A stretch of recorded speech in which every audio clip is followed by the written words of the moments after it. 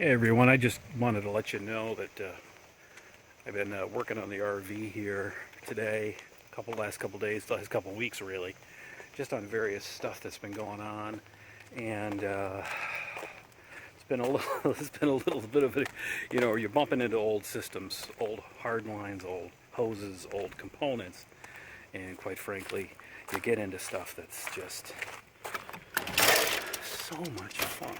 Anyway, so I wanted to get in here. It's a little dark in here. Let me throw some lights on and get this in here, and then throw my little work light on here. There we go. So I wanted to get in here and just let you know what's been going on here with the RV. Been doing a lot of carb stuff today, and quite frankly, I'm glad I've been testing this stuff because it had a little issue after I put an EGR valve in up here. You can see up here and here, there's the EGR valve there, there's the carb, there's a new EGR valve. A little something happened, so glad it did it here as opposed to on the road. Could have been really catastrophic. So I wouldn't say enjoy the video, but at least hopefully you'll get something out of it, and in my continued efforts to improve and fix things on the long hauler. So here we go. Carb fixes and EGR replacement and other stuff that comes up.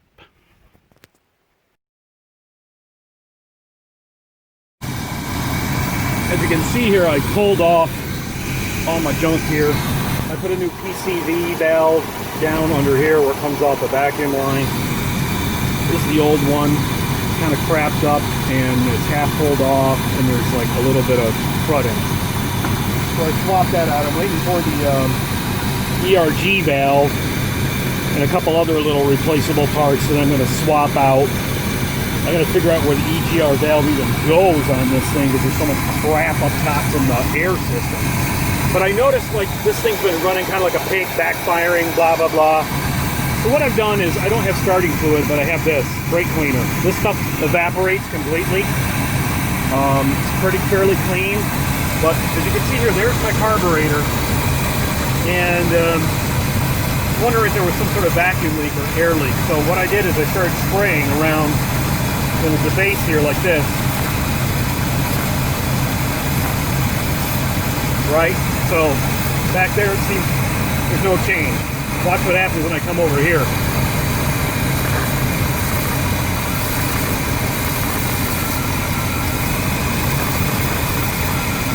Hear that?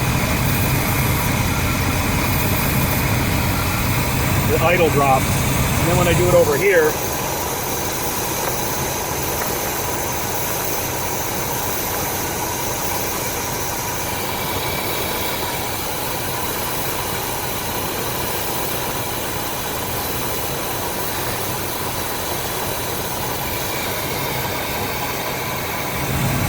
idle goes back up again a little bit, but I notice definitely on this side when I spray it, see?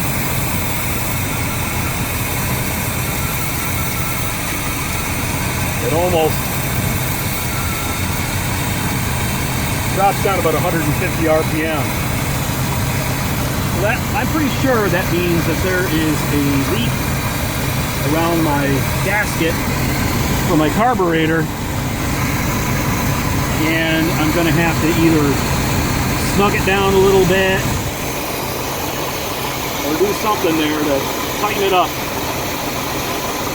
Because you shouldn't be doing that. So it's right over on this side when I'm seeing it.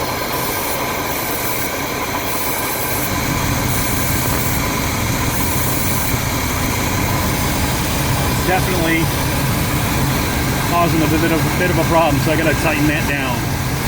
See if that helps some of the backfiring. Is what I'm thinking is that air is getting sucked in there and it's screwing up the air fuel mixture, especially when it warms up, and it's enough of a gap that air is getting sucked in there, and it's causing problems, and it's probably why I'm getting the backfiring issue going on. So I'm gonna double check the carb, make sure it's seated right, the gasket's seated right, get it tightened down to the right torque specifications, and hopefully we'll see how she runs after that. We'll see if it leaks. Alright, so I pulled this gasket out from inside the RV, and it's still got, you can still, there's like, it's a little bit like fuel, but you can see where it's like, it's obviously getting through the gasket, because I literally just pulled this out 2 seconds ago, and you can see there's like, it's wet over there, it was wet over here pretty good too, and I yoinked this out, and this is the back side of it, and you can see that the gasket just basically, the paper just peeled off of it where it was sticking to the carb. So I'm going to replace this gasket. Look at it, even on that side it's pretty bad, sticking to the bottom. So I'm going to clean the faces of the carb a little bit better, and I'm going to replace this carb gasket and see if that helps fix my backfire issue, because I'm wondering if it's just leaking through the crappy gasket here. We'll see. Hey there, folks. So I went out to the car place, had to do a couple other errands, and wound up ordering another one of these. I had to go to a couple places. I went to Advance Auto, and they only had the one that had like this part cut out of the gasket, which kind of made me a little nervous, because I'm like, well, if it doesn't look the way the old gasket did, and you can see there's some impressions here from the carburetor that are on there, and I was like, yeah, I'm a little nervous about getting something that just has a big chunk cut out of the top here, which you can see part of the carb's been pressing against it. So I didn't want to do that, so I went to another place, ordered it, should be in tomorrow. It matches this. You know, they're like $7, $5 to $7, so not expensive, but it really kind of speaks to availability of parts. And so, you know, as this rig gets older and it's a 454 or what have you, you know, parts are starting to get, I wouldn't say scarce, but they're not sitting on the shelves. So a lot of the stuff you're going to wind up ordering and dealing with. I usually order stuff from a couple of places, and I'll talk about that briefly as well. And I also got a set of washers, so when I bolt this thing down, I'm not tearing up the carb, because that head of one of the bolts is like literally, it's grinding into the top of the carburetor body, and I don't want to do that. So I got some washers to make sure that that'll be good. Beautiful sunny day. I've got my washers and my other bolt fitted on here, and I've got, as you can tell, my new carb gasket, and I'm going to install that now inside the RV and see how this works out. Get in here. Hopefully I've cleaned off the underside of this carburetor and been able to do it so I can slip the gasket underneath it like I pulled it out. I gotta put a couple things back in position, like I got a vacuum line here. This guy here needs to go back in. That's fine. And some other stuff, so I'm gonna get this going here, get this thing bolted back in place and see how it works. All right, we got the gasket back on, the new one. And we're going to see here with this if the leaking has stopped or not. We're hoping it has stopped.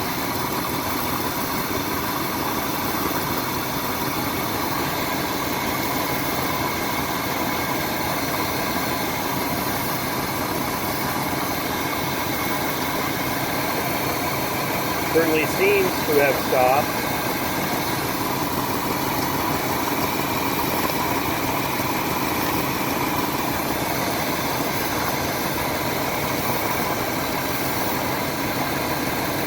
Definitely, there's no drop in RPMs now, which is awesome. I tightened them all up, down equally as best I could. And so let's try the throttle a little bit.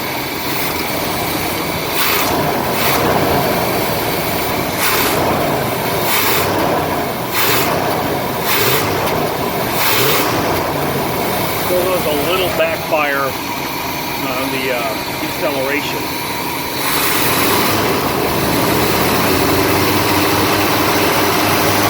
The fork is not fully opened up yet, you can tell.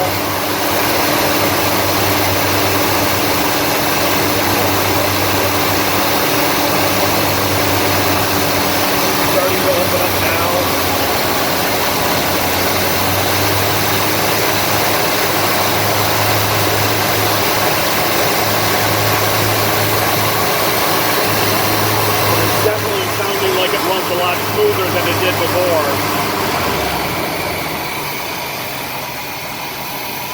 especially on idle.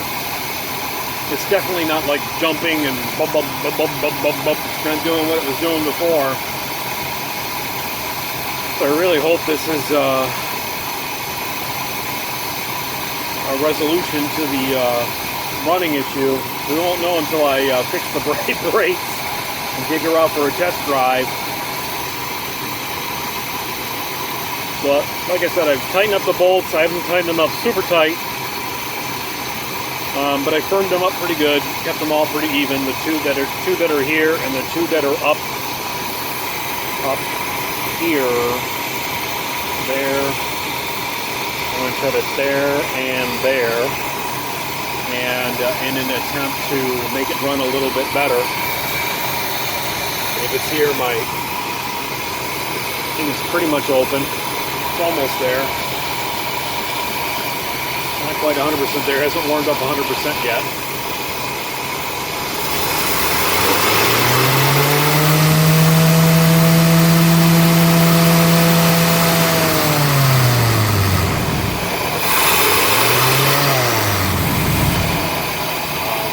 But with that one, she hasn't done a little backfire. Let's try it again.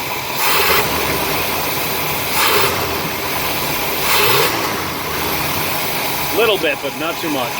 Way less than it was before.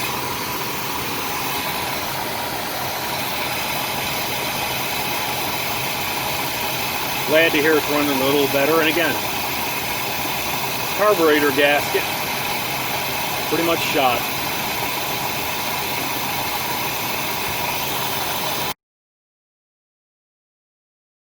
All right, we're gonna get some light here on this because this thing is really awful looking. This is the existing EGR valve. If you notice, it's bent because I had to take a pickle fork and bent it out of the way because I could not get this bolt out.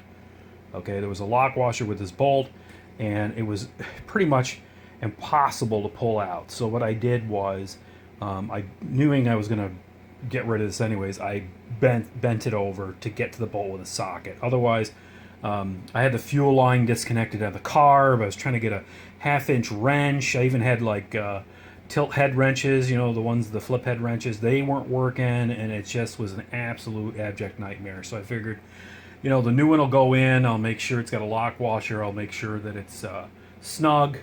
This thing was just frozen, so I pulled it off. So just to let you know, that's what happened there.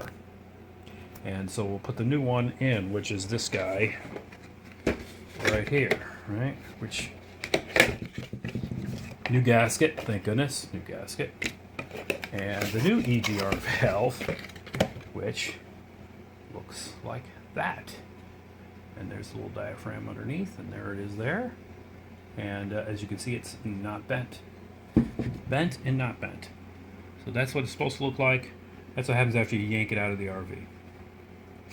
Alright, so we're going to get that one back in. I'm going to go to the hardware store, get some new bolts and some washers to help raise the head of the I'm going to get a longer bolt, hopefully, and raise this up because it's hard to get to it and tighten it up. So I'm going to get a couple extra washers and a lock washer and a new bolt.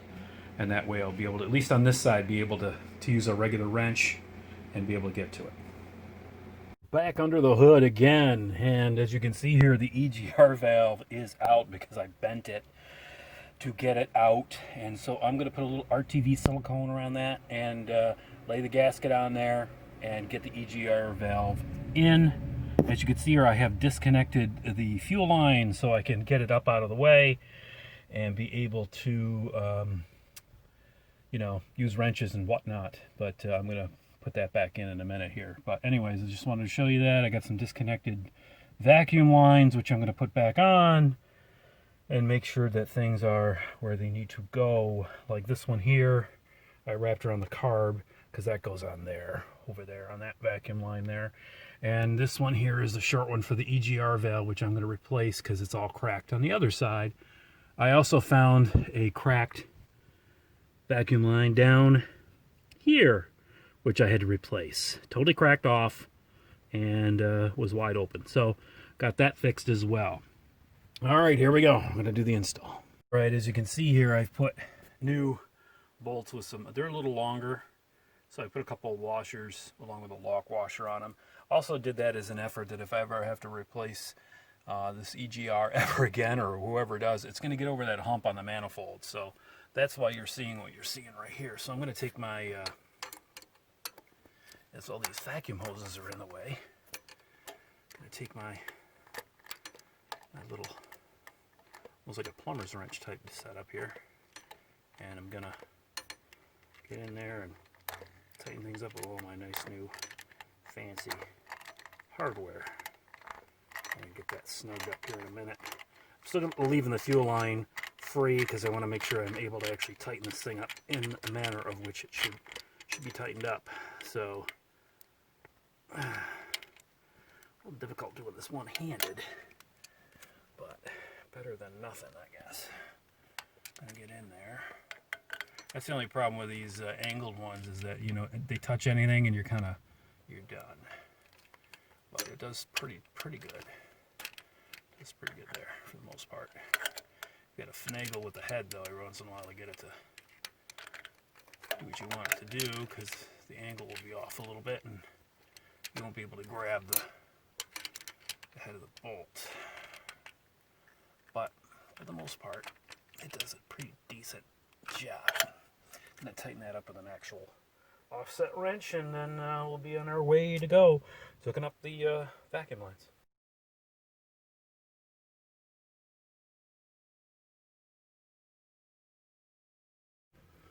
Well, I just saw something I didn't really like, and that was a pinhole leak in the fuel line. Wow! Look at this, folks. Let me just show this to you. I'm glad I didn't start it. See what it's doing? I knew that little pinch was going to be bad. Look at that son of a bitch. At least I know it's getting fuel pressure, but in the meantime, I got to shut this off. So much for testing. So much for testing the carb to see if that was going to... Wow, that really is crazy. So now I got to replace this part of the hard line going to the fuel pump. So, I can smell that gas. Well, that's going to be another busy weekend for me. But again, not too cool, leaking fuel all over the top of what could be a hot engine. Not good news. So that pinch there on the fuel line has indeed sprung a leak. And I'm going to replace that. That goes down to the mechanical fuel pump, which I was going to replace anyway. So I'm going to do that and make sure that's replaced. So thought I was going to start her up and see how the EGR valve behaved. Now that I got her in and hooked up and with my washers and everything, but nope, that's not happening. So I think I'm just going to take a little break and you know, do some more research and get back and correct some of these other issues going on here. So, oh well, thought I was going to start it up and get it going. Anyways, that's the way things are sometimes with vintage RVs, right? I mean, we've got the Allegro here, and there are things that need to be replaced, and those include things like fuel lines. So, guess that's what I'll be doing on the next video. Oh, anyways, it's better it happens now than happens on the road. Happy, safe, and healthy RVing.